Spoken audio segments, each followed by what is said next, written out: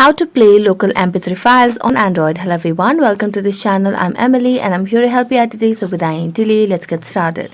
Now, in order to play the local MP3 files on Android, make sure you have the MP3 files on your Android.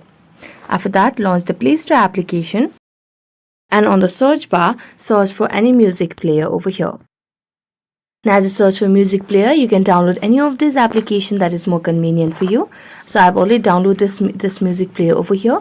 Now, as you tap on it, you can just tap on open and it will take us to the user interface of the music player application. So make sure you have stable Wi-Fi connection in order to start the process, and make sure that you give access to a lot of permissions of files and media in order to play the songs over here or your MP3 files in your music player application.